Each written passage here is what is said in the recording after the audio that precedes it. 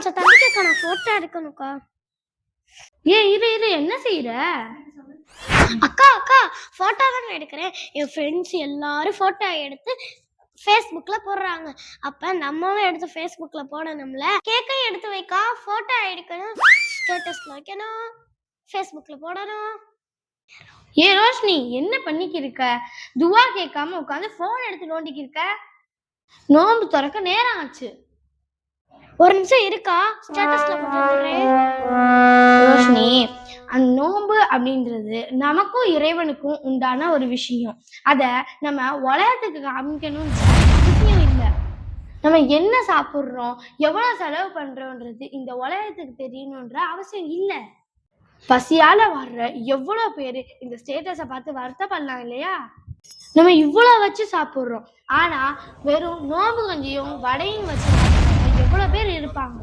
நல்லா இருக்கிற உன் ஃப்ரெண்ட்ஸ் ஸ்டேட்டஸ்ல வைக்கிறாங்கன்னு நீனும் ஸ்டேட்டஸ்ல வைக்கிறல்ல, ஆனா ஏன் இன்னும் கொஞ்சம் ஃப்ரெண்ட்ஸ் எல்லாம் உனக்கு ஸ்டேட்டஸ்ல வைக்கல?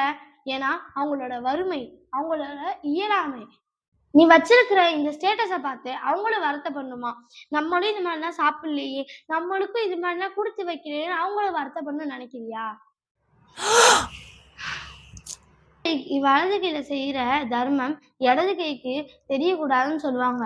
அது மாதிரிதான் நீ செய்யற ஒவ்வொரு தர்மமும் ஒவ்வொரு விஷயமும் போட்டோ எடுத்து உலகத்துக்கு காமிக்க கூடாது ரோஷினி. நீ போட்டோ எடுத்து அத ஸ்டேட்டஸ்ல போடுறத, அந்த நன்மைய அல்லாஹ் உனக்கு தந்து ஏத்துக்குவானா? சாரிக்கா, நான் போட்டோ எடுத்து ஸ்டேட்டஸ்ல வச்சு பெருமையா இருக்கணும்னு நினைச்சேன். ஆனா மத்தவங்க வருத்தப்படுவாங்கன்னு எனக்கு தெரியாதுக்கா. இனிமே போன் நோண்டிட்டு என்னோட நேரத்தை வீண் பண்ண மாட்டேன். தொழுகிறதுலையும் நல்ல அமல்கள் செய்யறதுலையும் என்னோட நேரத்தை நான் கழிப்பேன். சூப்பர் ரோஷினி, வா நம்ம 2 பேரும் சேர்ந்து துவா செய்யலாம்.